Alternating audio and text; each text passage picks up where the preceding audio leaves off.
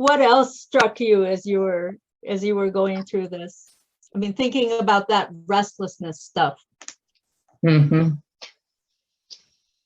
Well, when I had been here in Taiwan about 5 years, so this would have been about 1996 or 97. I went to the States for a leadership training series on dialogue and leadership. Anyway, the opening exercise, I said to somebody, I really feel like I need a change. And so I'm thinking about leaving Taiwan. And this woman, it was a trio, and the woman who was with me in that group said, well, you know, have you ever thought about going back to Taiwan and pretending it's a new place? And my first response was, that's the stupidest idea I've ever heard of in my life. But I had 6 more days in this leadership dialogue thing. So by the end of the 6 days, and I came back to Taiwan, that's exactly what I did. I said, all right, I'm back, but I don't want to be where I was. I want to be in a new place. So let's talk about what the new place might look like. And because that was the first time in my life that I didn't leave. In other words, every other time, either because I was reassigned or because I asked to move or whatever, I'd always just gone somewhere else. And that was the first time it was about regrounding myself where I am. But I was definitely experiencing restlessness. How long had you been there? 32 years. No, how long had you been there? 5 years. 5 years, Okay. which was the longest I'd ever lived anywhere in my life at that moment. Right. The only other place I'd lived that long was Kenya. When I was working in the replication scheme in Kamalani and across Kenya. Right. This is maybe an example from my life of this situation. I employed this story, if you will, when Bruce and I got into a situation in the Philippines where there was a huge impasse in our marriage. He wanted to leave pronto, and I said, I want to stay until this project is started. And I always dreamed of being in an auxiliary and like that. So he agreed we'd be there for a month into the project. So a month to the day we left. But as I was there in Lango, and even in the Philippines before that, when we were going all over 2 hours outside of Davao in jeepneys to find a project, it occurred to me, because you would go into a village and you'd be met by the barangay captain, and he would take you into his home, and, you know, swept dirt, hard dirt, and then up high steps to a bamboo first level and maybe a second level into his house. And then on the walls in his house, and I saw this so many times repeated, were pictures torn out or cut out of a house beautiful or Better Homes and Gardens. Really? Of a master bedroom, you know, on their wall. That's what they dreamed about. Or a living room, palatial living room, or a swimming pool even, kind of thing. And it just cut me to the core that they had that on their walls as their dream. And for me, as I walked those hills and ravines around Lango, I thought, boy, some developers would look at this and just see a housing development here and like that. And I'm going, oh my God, that just makes my skin crawl to think about it. And it's like those images are driving these people that way, you know, and it just felt wrong to me. So that was a part of my story that I incorporated that said, I'm going to go back to the first world to America and work on America so we don't have that being the primary image we're exporting. You know, very grand and all of that, but that helped my soul a bit to be able to tell that story, at least to myself. But it was about this and realizing that rootedness in our own country hadn't really been responsible yet, if you will, and mindful of what we're making and creating and building. And I think small towns in America and other parts of the world know that better than people in the suburbs and the cities. Because right now it's like, how do you make this a community? You know, it's so far from what a small town has as gifts of its roots and things. Anyway, I felt that was a big job to come back to. So, yes, it reminds me of Awakening the Dreamer. I don't know if you've ever ran into that, but the Bolivian indigenous people told the twists. Anyway, this whole NGO got started out of the comment from a shaman that you people, you have to go back and change the dreams of your people, because that's what's ruining life here. Yeah, and that was really before Bolsonaro. Yeah. Yeah. That's what I'm trying to. Yeah. Very good. Very interesting. The other chapter, the other section here is about stability and social change.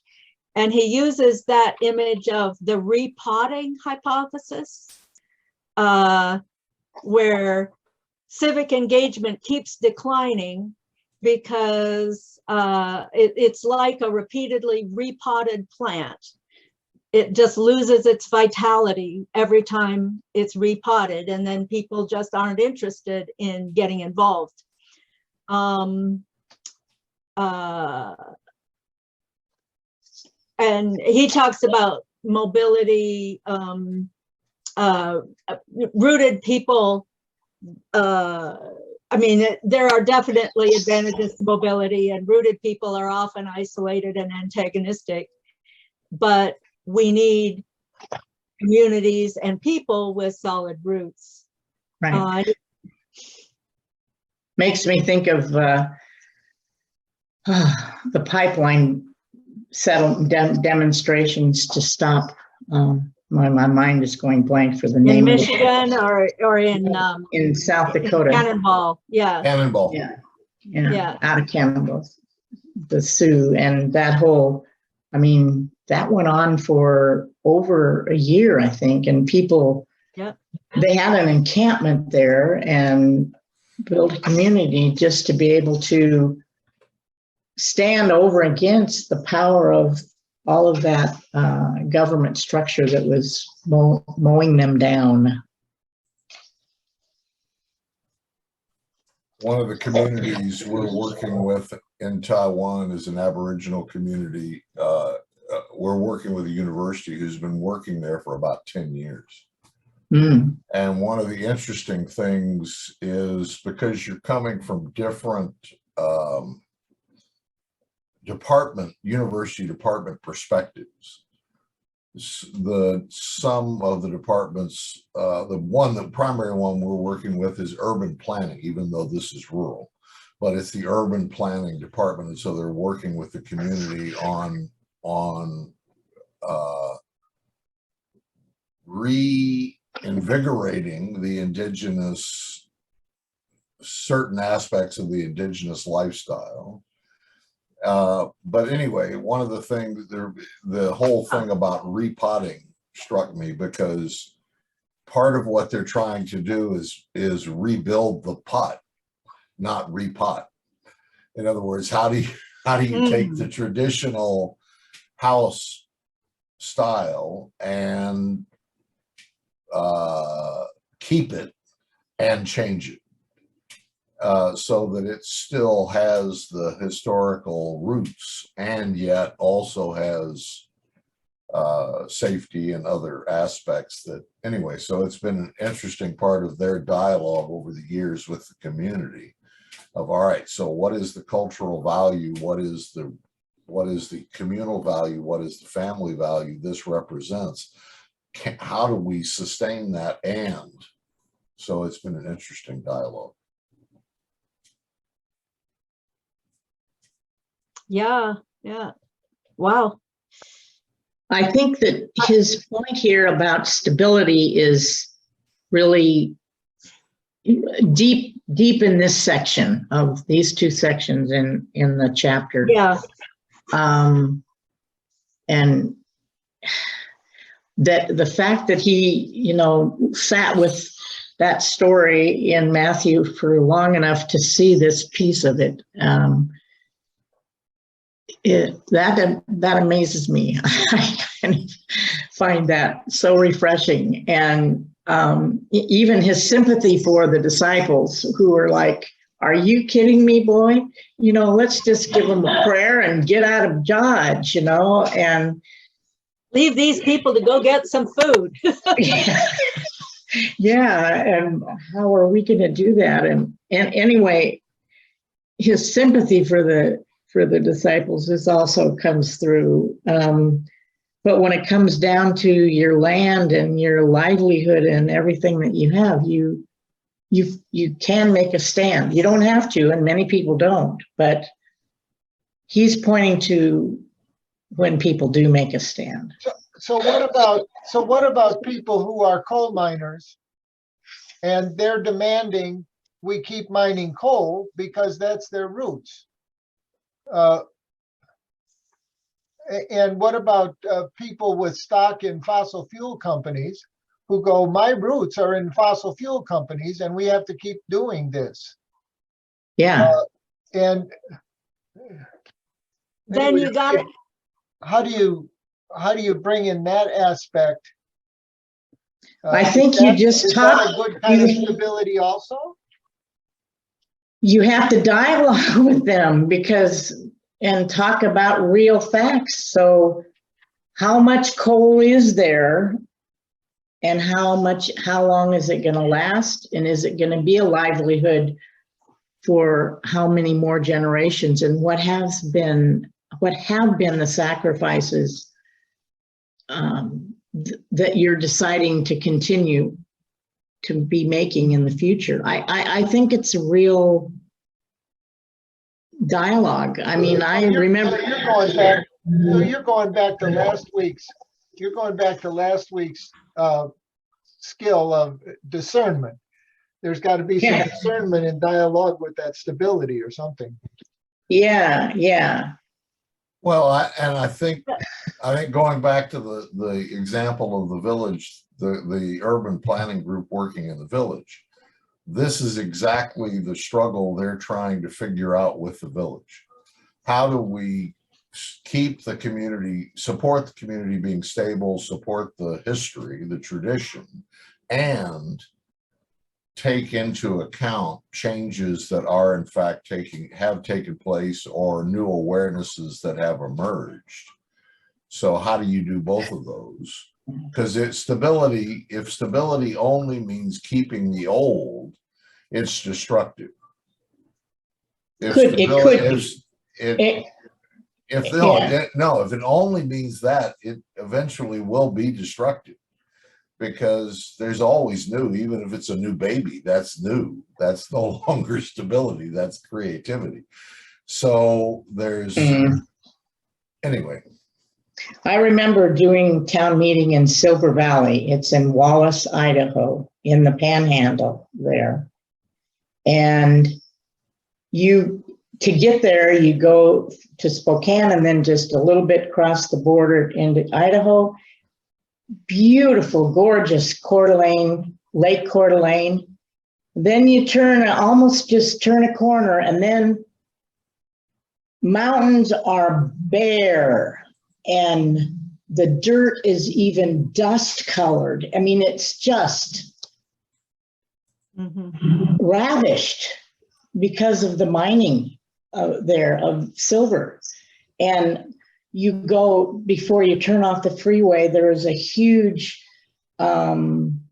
statue and memorial to, I don't remember how many, but like 89 miners who died in a very big disaster there in one of the mines. And I tell you, that town meeting was so emotional. I can't even, it was like pulling teeth for people to say what the vision was, what they wanted to see in their town.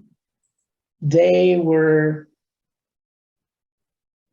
dumbstruck with the question. And then, of course, the issues one was explosive. And, but that dynamic, you know, they had to go through that over and over and over to know what was going on with them. And I mean, to tell you, to be there and see that happen, it was, but it was hard. You didn't know what was going to really end up. But they were trying to stand, like you're saying, Jim, in stability, but for a way of life that was going away. Well, my relative keeps saying, well, the Seagrens made their, you know, like most of the Seagrens work in the oil industry, you know, and because the place I'm from, there was a lot of oil. Right. And you just have to keep looking at where it's going. Like, you can't drink the water in that town anymore. Right. Well, it's just like my dad owned a gas station for 35 years. And even at, you know, when I was 12 years old, I was going, are there always going to be cars, Dad, to need gas? I mean, it's strange. We've got about 2 minutes left. What, out of this section, what would we say about stability? What are the hints about how stability, how to practice stability as an ordinary leader? One of the things is to look to the future, knowing that this is still where you will be, and therefore the consequences of your behavior are on you. And that's because if the consequences of my behavior are not on me, it makes an easier decision sometimes. Mm-hmm. But the consequences, stability means the consequences. We had a conversation once about working in the fourth world, and I made a statement. Everybody in this room thinks this is a good idea. My family will be on a train tomorrow if we decide to do that. So it's a different consequence to my family than it is to some of the other people in this room. Anyway, I'm complete. I'm not sure I quite caught that. Fourth world. We were having a conversation in Kenya about moving up and doing projects in the fourth world in Northern Africa. And I said the people in Northern Africa are not having the difficulties they're having because they're indecisive. No, it's the fourth world. Yeah. Well, I think that the simple answer is he's pointing to things can really become changed if the leaders take responsibility for where they are and use what's present there. No, not nowhere, but now here. So what is here? It is a little idealistic, but and the examples are mostly about saving something, not building something, you know, these widows and who saved their land and that sort of thing. It is interesting to listen. Like I did look those up, and it really is interesting, particularly to hear Maria Gonneau talk. But still, there is that question of, you know, like it's one thing to fight against, but what are you building? Right, and how are you going to build a community then that can thrive?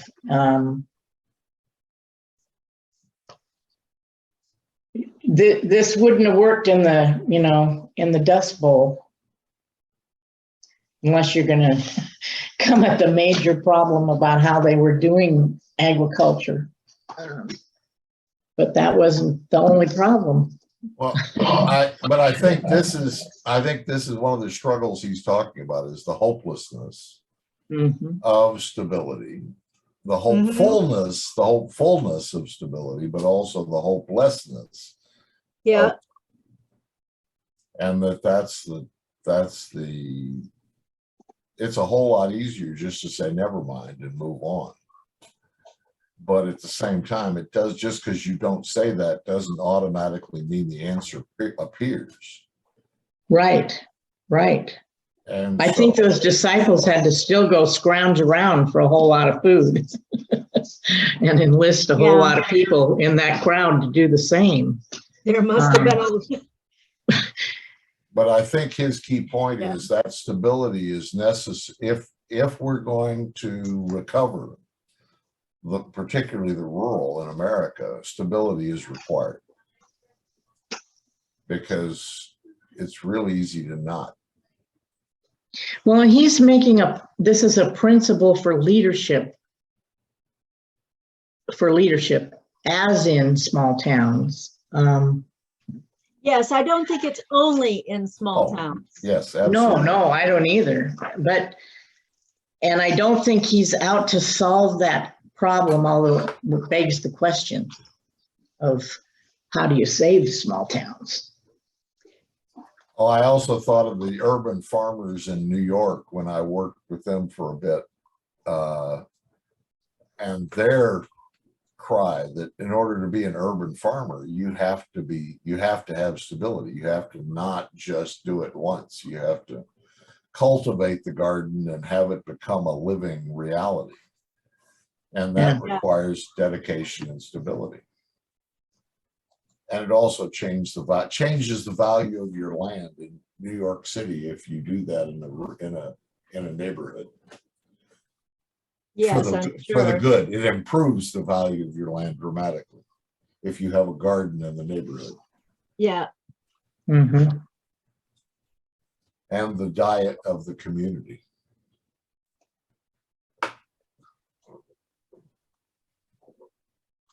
Yes, for sure.